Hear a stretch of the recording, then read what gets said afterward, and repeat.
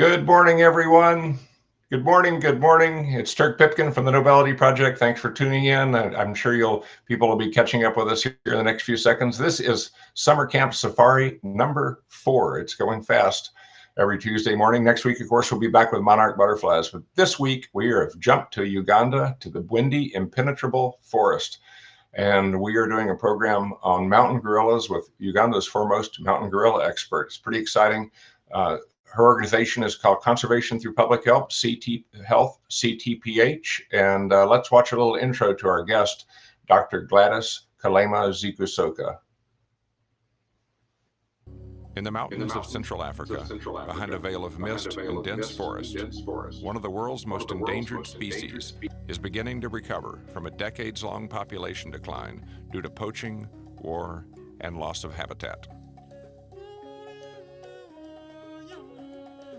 The largest living primate, mountain gorillas, can grow to 6 feet tall, weigh over 400 pounds, and they are vegetarians.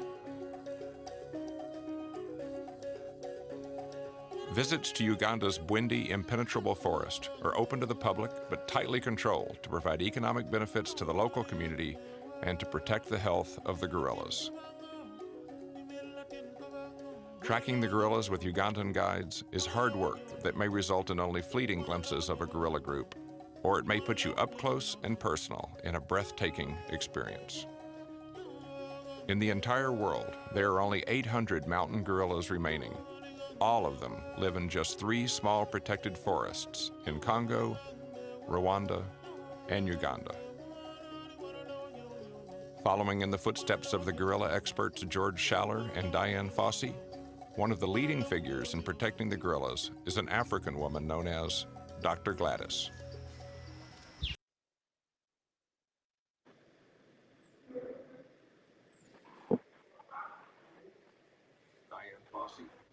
Still playing. We are back with Dr. Gladys Kalema-Zikusoka. Thank you, Gladys, for joining us. So tell us, you're in Uganda, are you in Bwindi, or are you in Kampala? I'm in Entebbe right now, where our headquarters for Conservation Through Public Health is found. I'm in Entebbe. Okay, hey, my audio cut out for a second there. We're really happy to have you with us. I was hoping, before the Corona crisis, I was hoping to be with you this week in Bwindi to be trekking to see the gorillas, but instead we're going to take people on a virtual trek. Can you give us a brief update on what's happening there with the coronavirus? Yes, we really miss you. Would have had you in Bwindi this week. The coronavirus is continuing to rise in Uganda, but nowhere near as alarming as the US, luckily. We currently have less than 800 cases at the moment, about 775 cases at the moment, which is much better. But at the moment, luckily the districts where the mountain gorillas are found, none of them have been found to have any positive cases for COVID-19. So that's a good sign. And we're waiting to see what happens next. So that brings up a really good point. If you're checking to see if the gorillas could have gotten the coronavirus or COVID, that means the gorillas, we're pretty sure the gorillas are susceptible to it because we share much of our DNA with the mountain gorillas, correct? Yes, we share much of our DNA with the mountain gorillas. We share 98.4% genetic material with the mountain gorillas and can easily make them sick. So COVID-19 was one of the diseases that we're extremely worried about, the gorillas catching. And actually, the reason why I was hired as the first veterinarian for the Uganda Wildlife Authority in 1996 was because tourism had just begun and they were concerned about diseases like COVID, a fatal flu spreading from the people who visit them to the critically endangered mountain gorillas at the time. And it could be from visitors. It also could be from people who live close to the protected areas in the forest. So the gorillas, for people who aren't familiar with what a limited number there are, the numbers are rising, but the gorillas live only in 3 areas, and they're all relatively close to each other, right? Yes, the gorillas live in Uganda, Rwanda, and DRC, the three countries, and there's two main populations. There's Bwindi Impenetrable National Park, which has about 460 individual mountain gorillas based on the last census. And then the balance, making up 1,063, are found in the Virunga. So it's about 643 found in the Virunga Volcanoes National Park.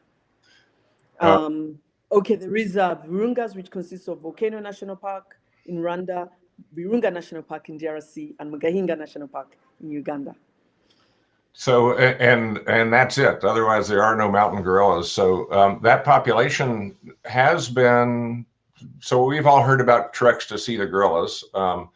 And I think in general, it's important for people to understand the fees are high, and because the fees are high, that's what funds the protection of these gorillas. Actually, I think that some of that money helps, protect wildlife all over Uganda.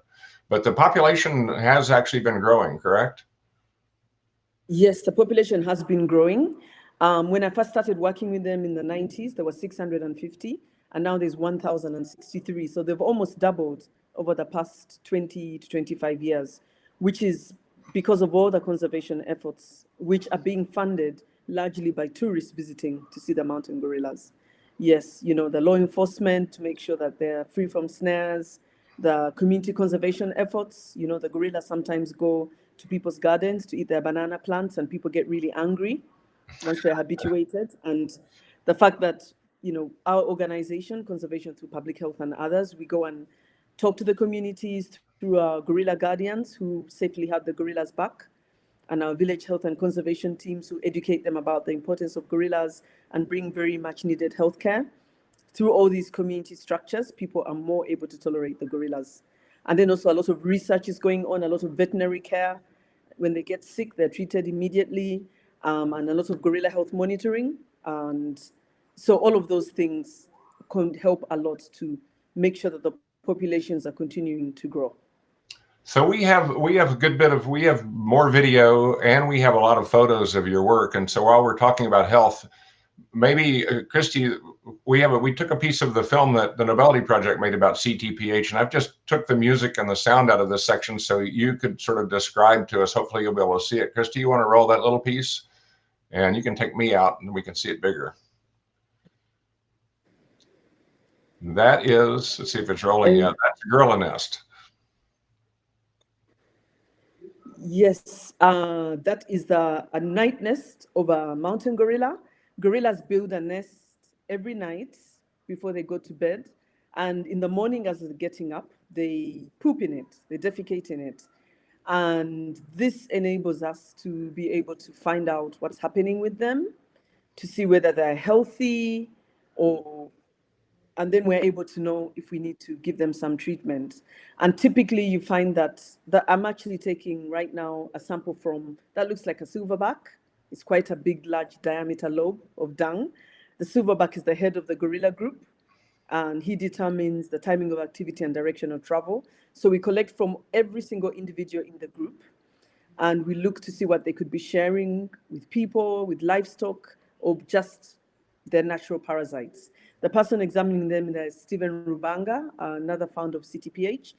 And gorillas have ever had scabies. They got it from people when they went outside the park to eat their banana plants, and they found dirty clothing. And this led to a baby gorilla dying and the rest getting sick. They can also pick up diseases from the livestock, the cattle around the park. So we work closely with community volunteers. She's called Federasi, and she's talking to Alex, our Bwindi field office manager, and talking to her about what she's doing in the community. And that's David, who used to be our field office manager. And he does a lot of community education in the communities, making sure that the children get to learn about the gorillas and their importance, and talks to the community as well. We carry out a flip chart showing people all that we do and getting them to support the gorillas and improve their health. That's a great summation. We'll go back through some photos of some of that where we can talk about it more. I love the flip charts. I was very impressed. It's something I haven't seen with other conservation programs, but it's essentially they're painted on like burlap or something. They're hand painted and they tell stories, right? And yes, it becomes a mobile classroom. without having to have walls. The CTPH carries this out, and they tell stories so that people can understand. Well, what would be the examples of a couple of the stories that these flip charts are telling? Yes, actually, you're right. It's a mobile classroom. Doesn't require a lot, but they're made out of natural, friendly sisal material, and that means that they can't get wet as well, which is great. They're very durable. And what we have on the flip chart is, it's called shaming. It's very commonly used in Africa, where you get the bad family and the good family. And the bad family, for example, on the flip chart, has too many kids. They have over 10 kids, and the mom is always pregnant, and she's really stressed out. Only half her children can go to school. The other half have to chase wildlife from the garden. And when the father gets hungry, he takes some of his children into the forest to poach animals, which is illegal. And then they get arrested for doing that. And some of the children become teenage pregnancies because they don't have an education and they don't have anything else to do. And some of them die early, the children die early. And at the end of it, the mom and the dad, there's domestic violence, the dad drinks. So many bad things go wrong with the bad family. So that's the bad family. And counteracting that is if the family works in other ways, the example, how does the progress work with the good family? Then with the good family, instead you have a situation where they sit down and plan how many children they'll have, and they decide maybe to have 4 children, which in Uganda is quite good. And from these, all of them are going to school. The dad helps in the household duties. And when the gorillas come into their garden, instead of chasing them like the bad family did and getting hurt and harming the gorilla, they call the human gorilla conflict resolution team, or gorilla guardians, who we work very closely with at Conservation Thru Public Health. And they herd the gorillas back into the park safely. And then later on, the boy becomes a ranger, the girl becomes a nurse, and you show the graduation party. So then you say to the community, which family would you rather have? Because actually the one where the children graduate, get a job, and they break the poverty cycle. And so we try to show that if you manage your family, carry out family planning, manage your family, you will have a much more prosperous and successful family afterwards, because they'll have, all your kids will be able to go to school, they'll get proper health care, and they'll benefit the environment and benefit more from the environment much better. Yeah. And the gorillas will be safer, and it will be a win-win situation for everyone. So, ultimately, this is what we see time and again, is that conservation is about people at every level. So let's look at some of our photos. So we'll loop back through some of what we saw in the film. Christy's going to bring up our photos here. Thank you, Christy. Everybody can wave at Christy. She hides in the background and makes all this happen, hopefully. I'm not hiding right now because I've lost your PowerPoint stream, Turk. So if you could share that with me. I'll load back in for you. Give me 1 second. Good morning, everybody. I never, ever get on these streams, and except in these moments of need. But we are sure glad you're with us today, Gladys. It's been a good education. Here we go. I'll and here we go. Wonders of technology. Did you get it, Christy? There we go. And you could probably just take me down like you did before. There's CTPH's logo, in case you're missing what we've been talking about, is Conservation Thru Public Health.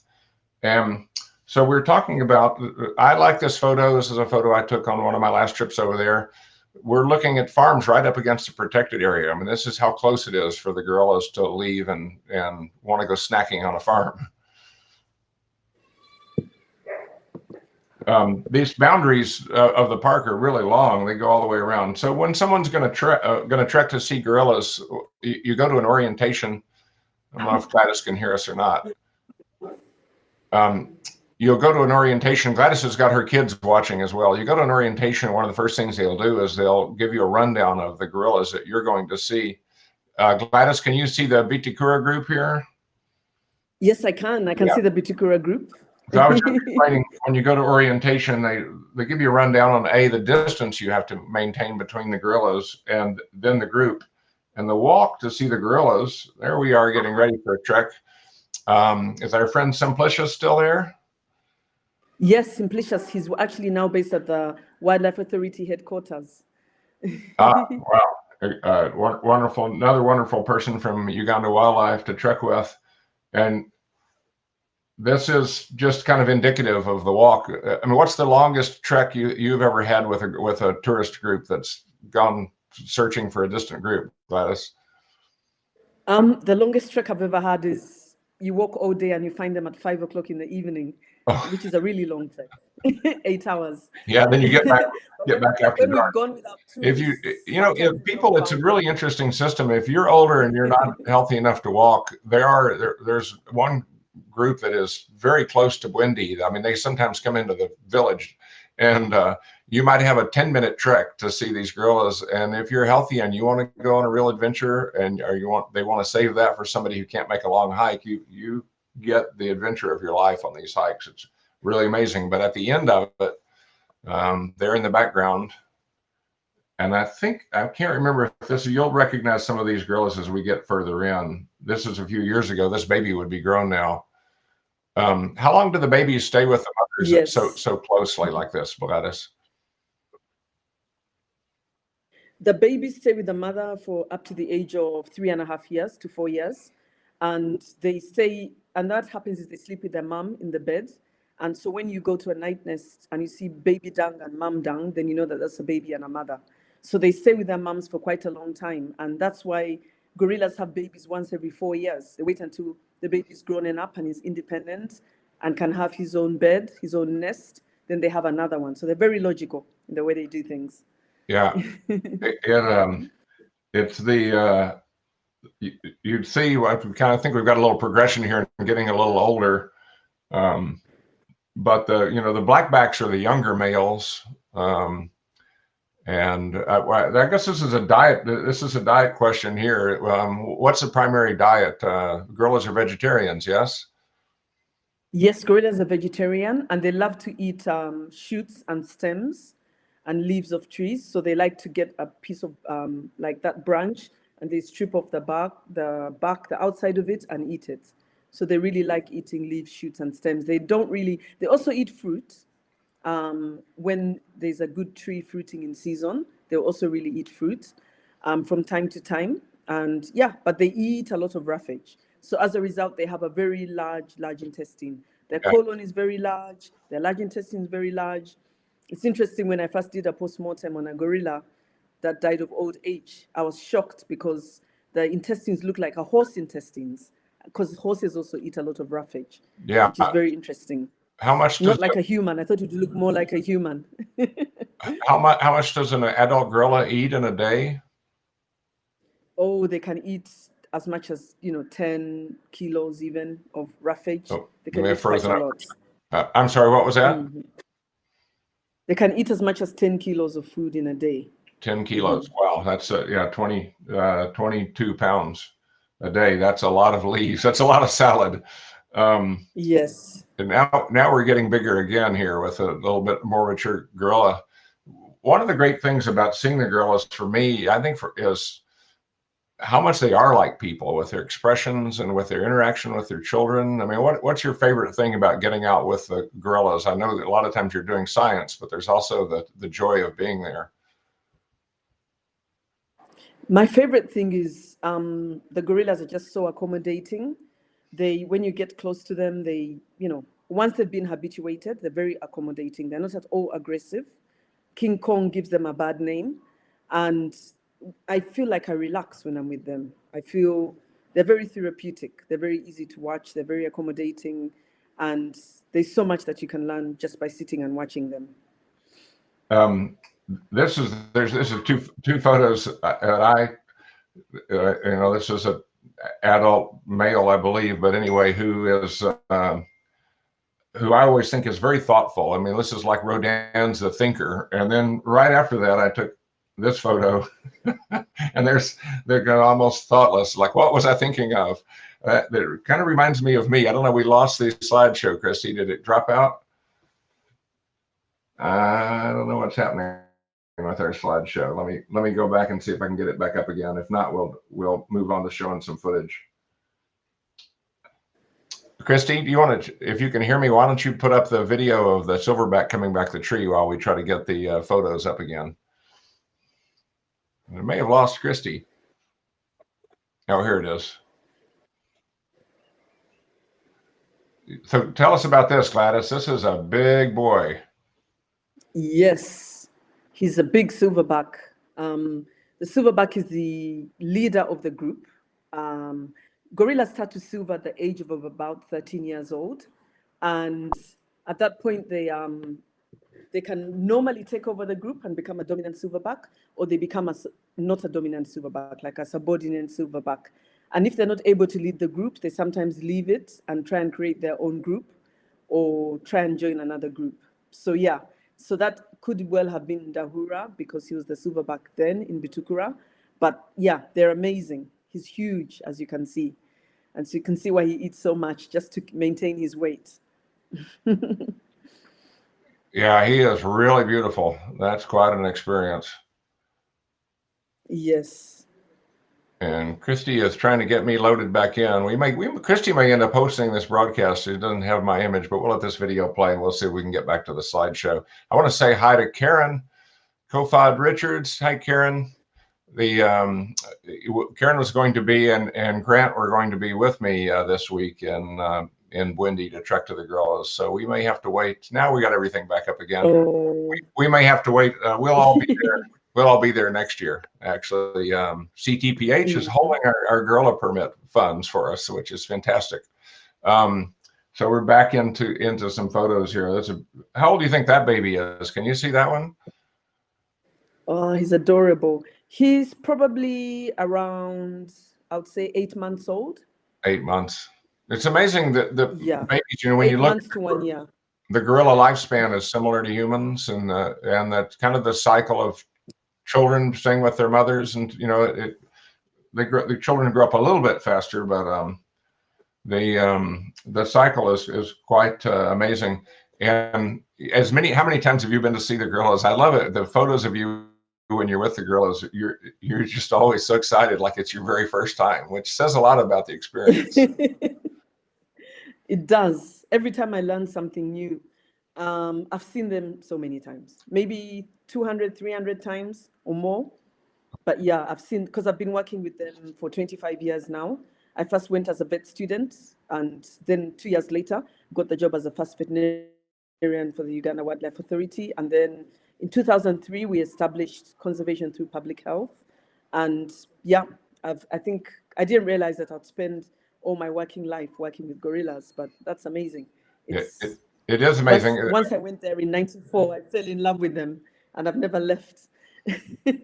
We have a question from someone watching from Sue Marriott is saying, and this is a good question. I know we're going to come back to this later, but let's cover it now. If a visitor wanted to come to support the area and the work, what would you recommend so that they can see the most and help most efficiently? So how can they, there's Sue's picture came up.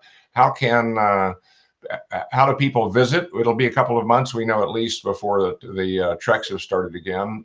We're just waiting to see what's going to happen with Corona, but how do they visit? And then how do they support CTPH?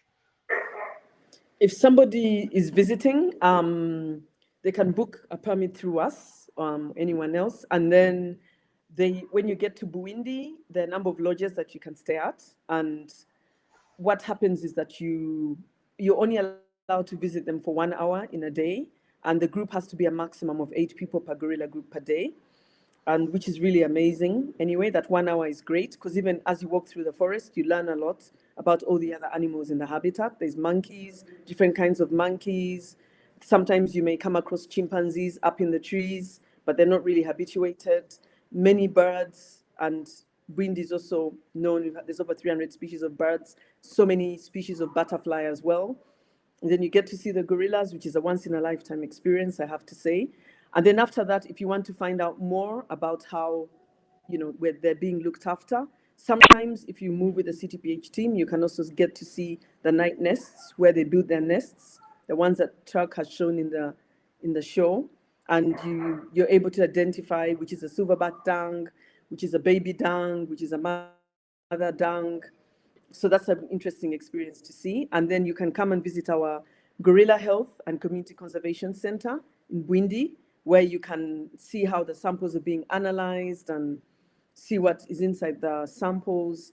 And from there, you can see how we look after them. We're able to tell whether they've picked up something from a human being, either inside the park or outside the park when they range out. And we're able to see how we're able to address that issue, whether they need treatment or just monitoring. And so that's really interesting. And then you also get a flip chart presentation from Alex or anyone else on the team. And we'll tell you how we interact with the communities, how we do the community education. And if you have more time, you can actually go to the communities, maybe on the next day, and visit them and see how they learn about our work. You can also visit the coffee farmers that we work with. We have a Gorilla Conservation Coffee Enterprise where we give a premium price for good coffee, and a donation from every bag sold supports the work of CTPH. And you go in and you're able to sometimes help them to harvest the red cherries, which is very interesting for most people, and learn about how they have a coffee farm. So that's another thing that you can do. But in the slideshow now, that's what you see when you come to the Gorilla Health and Community Conservation Center. You get to see a lot of interesting things there. We have one of the best views of Bwindi Forest. I don't know if it's in the photos, but right now, that was built with funding from Task Trust, and we're really pleased to have that over there. And people can, if they want to make a direct donation, they Christy will have a link up later as well, but they can also just go to ctph.org, and there's a PayPal link to make a donation. And then there's also on Global Giving, there's a website on Global Giving. Actually, if you go to Global Giving and you search for gorillas, you'll find the CTPH campaigns there. So that's a lot of people have Global Giving accounts, and a lot of people have PayPal accounts. Yes. And there it is. That's the longer address there, but you can search for it and find it on Global Giving. So when we made our film about your work, a lot of great things have happened with the organization since then, but that was the year of the Great Ape Symposium across the world, a great conservation symposium that focuses on different species in different years. And yes, I believe that year you raised the money. You were in the clinic that I filmed in was just a little shack, and you were able to build this new facility, which is just incredible. A huge move up, and like you said, you have a great view as well. Yeah, we were very pleased to get the support from Task Trust to build that, and we're so happy to have a permanent home now. and now you have you've just received another really prestigious conservation award. Tell us about that. Yes, we're really pleased. We've got an award from St. Andrew's Prize for the Environment, and it was our third time to apply. We're so excited, and they really liked the fact that we've been doing this work for a long time. They liked our One Health approach. It's a newer way of doing conservation. We are taking into account the health of the people as well as the health of the wildlife and the livestock. And, they want to support our village health and conservation teams and all the communities we work with. They're also very interested in the Gorilla Conservation Coffee. Actually, I have one up here to show everybody. I hope you can all see it. But what we do is we go and we buy coffee from the farmers and give them a premium price. We stop them having to go into the park to poach and collect firewood to feed their families. And a donation continues to support the work of CTPH. And we're hoping that with the St. Andrew's Prize money, we can also start a program with the Eastern Lowland gorillas in DRC, who are facing similar threats as the mountain gorillas, if not more. Yeah, and much less protection in the DRC, where the political environment is not quite as stable as in Uganda. Yes. And I'll follow up with Sue too, and others who are interested in going. I know a lot of people we know or have been or want to go.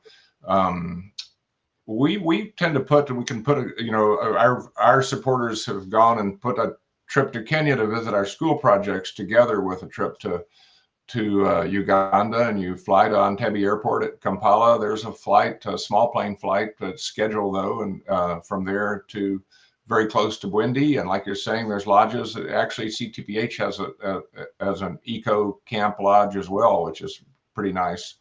But you have to book those permits well in advance. It's an expensive trip. I think the permit cost us $600 now US. It's currently it actually was supposed to go up to 700 in July, but it may not. We don't know. but it's been 600 for a long time. And I think when you came, it was either 600 or 500. I can't remember. Yeah. When you came in. But in Rwanda, it's become even much more expensive. So, and it's a great experience in Bwindi because you're in a more remote area. You can go and see how people live. The Batwa people who, the forest dwellers, many of whom came out of these areas where the gorillas are, and are a lot of the local population, and they have a really beautiful lifestyle. And Eric Weber comes along with you. He'll drink the banana gin. Yes, and you can, as you said, you can stay at our gorilla conservation camp, which also has a fantastic view, and it's right next to the Gorilla Health and Community Conservation Center. I think when you came, you stayed at Silverback Lodge, which is right next to the gorilla conservation camp. It's also a nice place to stay. Yeah, Silverback Lodge is a really beautiful place. I highly recommend it. They are owned by our same friends who own Marasa, is the company from Uganda, but they own the Ark Lodge in Kenya, where we go up and see the elephants in the mountains at Aberdare Country Club, and they own Aberdare Country Club. They have a lodge in the Masai Mara called the Leisure Camp, and they're great. They've been great partners, so highly recommend Silverback. And I think I've lost my slides again. I'm not quite sure why.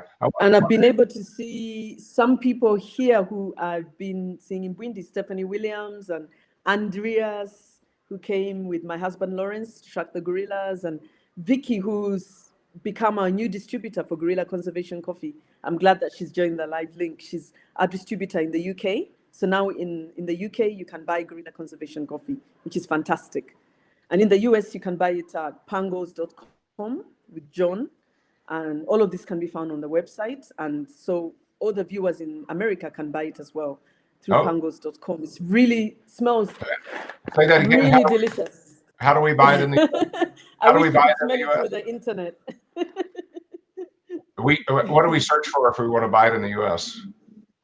Pangos, PANGOLS.com. Okay. Yes, he's John. He's a conservation entrepreneur who is crazy about pangolins, and he's also selling Gorilla Conservation Coffee.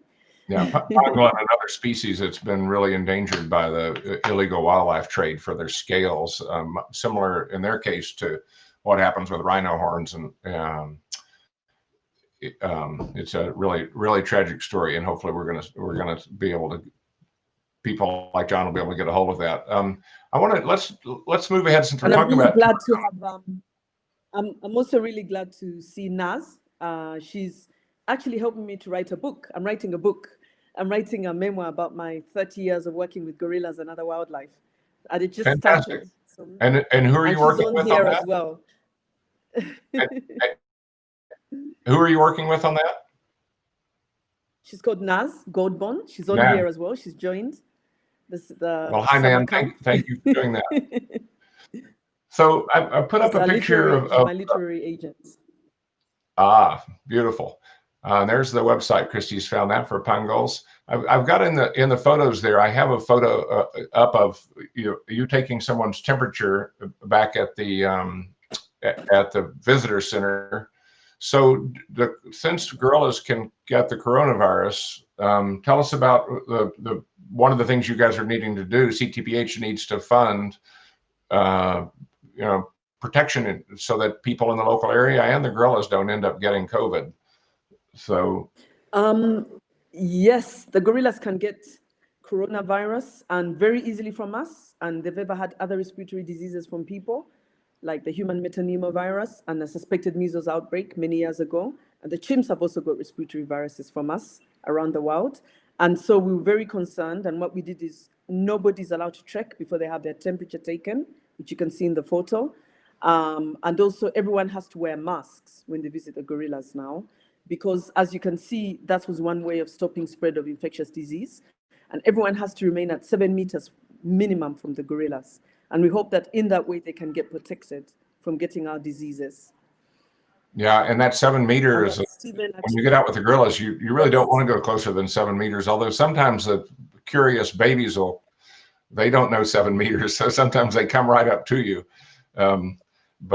Yes, they lose their fear of people. They're so curious, just like human babies. And that's another reason why it's important that we wear masks when we are close to them. And so that if they happen to break that distance, at least you're wearing a mask. But we really emphasize to the rangers that they have to maintain that distance, especially now after the COVID-19 pandemic. Everybody's very scared about COVID-19. So Even just picking it up from each other. One of the sadder stories, even though we've talked about the fact that the gorilla populations have nearly doubled, because the tourism money is not coming in, it doesn't just go for conservation. When people are in town, they're buying souvenirs, they're spending money in a restaurant, or there's money that's going out in to support the local economy. And right now, tourism is mostly shut down. So we've had a really tragic attack here recently. And tell us about this beautiful guy who unfortunately is no longer with us. It's so sad. This is Rafiki. He was leading the group that was the first group to be habituated in the southern sector of Bwindi, the Nkuringo gorilla group. He died at the age of 25, which is actually young for gorillas, and it's so sad. Tragically, he did not die of something more acceptable. He was killed. It was a violent death. He was killed by a poacher.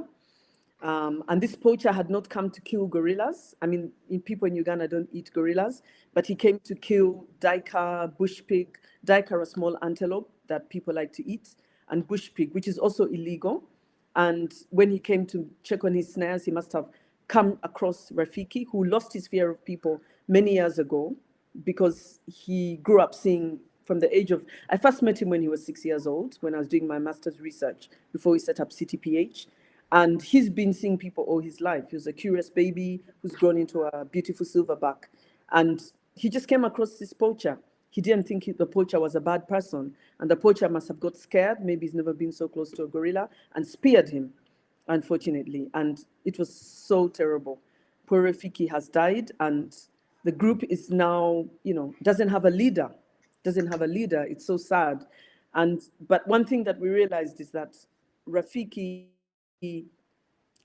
death shows us that people are so hungry around the park. A lot of people are making money from tourism. A lot of people have given up farming just to focus on getting money from tourism. And some of them are porters, for example. Tuck, when you went up to see the gorillas, you must have had a porter who helped you carry your bags. And now they're no longer getting money from the tourists. And unfortunately, this poacher went in and started killing duiker and bush pig, so that maybe he can feed his family, and he has a market for it probably. He can earn a living. And it's just terrible. It's really terrible when something like that happens. It happens so rarely in Bwindi. Because the community knows what the gorillas have done for them. So that was a huge shock for me. And I thought, well, the COVID-19 pandemic has definitely contributed to this. Yeah, there's a picture of the actual guy. They've caught this guy, and he hasn't been sentenced yet, but he will be tried, I'm sure, and he'll be sentenced, and it'll be a very extreme punishment, which is a further tragedy, because he won't be earning any money for his family anymore. So that's why the tourism is really an important part. So when the coronavirus has eased up and people are feeling comfortable to travel to Uganda, I hope everybody can go take this incredible experience, because there's really nothing like it. We've had the opportunity, and there we see a photo, to wear the mask after with the gorillas is no burden whatsoever. And we're training the park staff, and that's Goretti. She's one of a very dynamic female ranger in Bwindi. And I went with her and there is a number of other rangers, and we were showing people how to wear masks when you're with the gorillas. Actually, it rained very, very heavily that day. So we're glad to be having some cloth masks with us, which are being made by Ride for a Woman, which is a local enterprise in Bwindi. They used to make tablecloths for tourists, but no tourists are coming, and they had to lay off some of their staff. But when we got them to make masks, they were able to hire some of them back. Oh. So at least they're able to earn a living by making masks for the park staff and the community volunteers and the gorilla guardians and anyone else who comes trekking. And when you come back to Bwindi, maybe you can use one of her masks. And that's the senior vet officer in Uganda Wildlife Authority, Dr. Robert Aruho. We gave them a donation of infrared thermometers. This is one way you can support the COVID-19 efforts right now. And so Robert was very happy. We gave them the thermometers, and all the trekking sites now have thermometers. And when the park staff go in, like Goretti, to monitor the gorillas and see how they are now, in the absence of tourism. They all have to have their temperatures taken before they go in. They all have masks, and we've been able to provide thermometers, infrared thermometers, for almost all the sites, trekking sites of Bwindi, but they still need more because they have rangers who just go to patrol the areas where the gorillas are not found. They have the anti-poaching rangers and the gorilla monitoring rangers, and they all need to take their temperatures to make sure that even if they come across a gorilla in the forest or any other animal like a chimp, they won't spread disease. So tell us, I want to, on the reviewing with the way people could support, if they want to fund, one of these thermometers, which will support tourism, because they're going to be needed for every tourist, everybody at the established points. What does it cost for CTPH to buy one of these thermometers, either for you or for Uganda Wildlife Authority? It costs about $170 for an infrared thermometer, a non-contact infrared thermometer.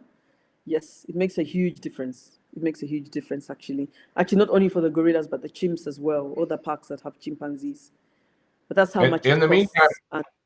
In the meantime, people feeding their families is going to be key, because you can't have poaching going on in the forest, but people's kids are still hungry. So I know that CTPH is doing seedlings of garden vegetables that can produce, somebody can put a whole garden in at their home within a couple of months. They will be producing their own food and vegetables. So what kind of donation would support that work? Actually, as little as $5, because each household, we need about $5 per household to be able to provide 10 sets of seedlings, which have already grown in the garden at CTPH Gorilla Health Center. And they are able then to have 10 sets of food like potatoes, kale, cabbage, mushroom, tomatoes, onions, and would like to supply, like a village has about 100 households. So actually with $500, you can help a whole village. And although we've been working in that very parish where the poacher came from, we found that we've not reached everybody. We need to be able to reach everyone. We've been providing health services, and we want to keep supporting the health services, but also make sure that people like him get some of these seedlings and they're able to support themselves in this difficult time, and also go back to farming, because such an intervention, such an activity means that even when there's no tourism, they can still continue to eat food. And that's really, really important. It reduces their need to enter the park to look for food to feed their families.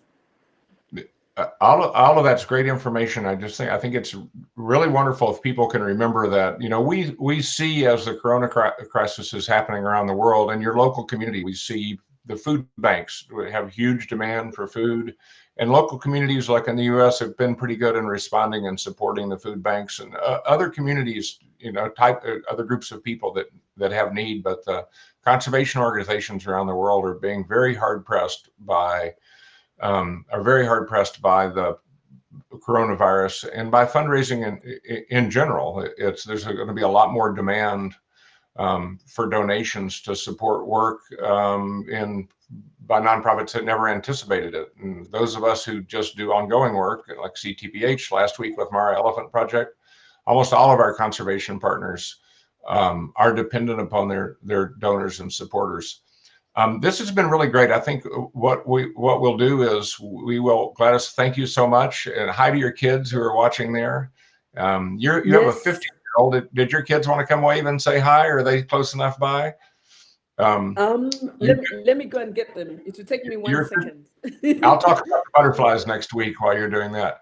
Gladys's 15-year-old. You can't trek to see the gorillas until you're 15 years old. So because a small kid, the gorillas are pretty big. So, but Gladys's oldest was able to go in March, the first time ever to go see it. Next Tuesday, we're going to watch a little more video of the gorillas. But next Tuesday morning, we'll be back, and we will be talking about monarch butterflies with Dr. Ellen Sharp and our friend Joel Moreno in Macheros, Mexico. And it's going to be beautiful. I know a lot of you have seen, we've had millions of people have seen our film work and video of the butterflies. We've been building, pollinator gardens and milkweed gardens and helping schools to do that as well. So I think it's going to be a fascinating program to wrap it up next week. And here we go. Who's this? Tender, what do you have to say? I'm looking forward to go gorilla tracking when I'm 15. Oh, fantastic. And we hope Oh, you'll my come. brother was already gone. Great. Indigo, say how you did. Hey, how are you, man? Fine. Yeah, you're good? I was excited Are to you? go. I was excited to go. I was excited to go gorilla tracking. Oh, fantastic. What was your favorite part of the gorillas? You like the babies or the silverbacks or? All of them. All of them. Oh, good answer. Yes. Okay, well, we hope you'll come visit us in Texas someday. And Gladys, we hope you'll come visit us in Texas too sometime. I know there's a lot of people here who would like to meet you. So maybe when your book comes out, you can come do a book tour. We'll bring you to Austin. Definitely, I would love to. Indigo's been going to Bwindi since he was 4 months old, and now he's 15, Wow. and finally he's seen the gorillas. Yeah, you have to be at least 15 years old to see them because of childhood diseases and, like measles, and the fact that it's harder to manage young children. So he was really excited. Yeah. Yes. That's great. Gladys, I want to thank you so much. I mean, among other things, the fact that you are a veterinarian and a zoologist and a gorilla expert and a woman from Uganda is, these are all really amazing. But I think for all young people, and especially for girls who are out there, the field of conservation is wide open. And if you don't have to know that you're going to study gorillas when you start. You can start studying to be a conservationist, and your passion will find you. So I think Gladys is a great example of that, and somebody who's changing the world. And we need to have these girls there forever. And CTPH is an organization that's helping to make that happen. So we're going to say bye, but we're going to sign off. Thank you so much, Chuck. I've seen Bhavna has also joined. She's going to come to track the gorillas one day. Good. We have a question about is the coffee available in Europe? The coffee, somebody asked about it. It's soon going to be available in Europe, either through Vicky or any other distributor. There's a lady actually from France. She started the Ritual Cafe, and she would love to. Actually, she sent a WhatsApp message to me today saying she'd like to place an order of coffee to take to France. So between France and the UK, it should be able to get to Europe faster. And somebody in Germany has also wanted to be a distributor. And I want to remind your fans. It's also available in New Zealand. Oh, New Zealand, great. We want to remind your fans all over the world that this video will be on the Nobelity Project's Facebook page. It will stay live as if live on the Nobelity Project. So you can share this today, tomorrow, anytime. In the next week, we hope to have thousands of people watching and learning about CTPH. So I request that one thing you can do, a donation's great, but also share it and say, let's support this great organization and look at this beautiful work. So speaking of that, let's watch the end of the film that the Nobelity Project made about CTPH. And I'll say goodbye to everyone. Goodbye to Gladys. Thank you. Goodbye, everyone. And thank you so much for inviting me on the show. And we invite you all to Bwindi to visit and follow us on Facebook and Twitter. And thanks so much for all the great support. Great. Let's watch CTPH at work right here. See you next Tuesday.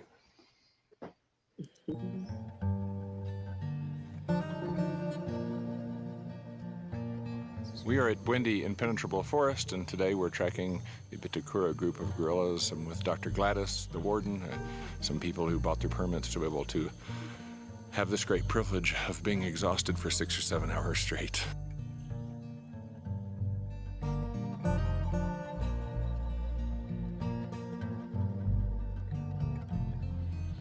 Wow. That's about 1,000 feet up the hill, across the bog. What an amazing day. Though it has been millions of years since our human ancestors came down out of the trees, gorillas and humans still share 98% of the same genes. Gorillas live a similar lifespan and have close, lifelong family ties. If a poacher attempts to kidnap a baby gorilla, they will likely have to kill numerous adult gorillas, for a gorilla family will die before surrendering their young.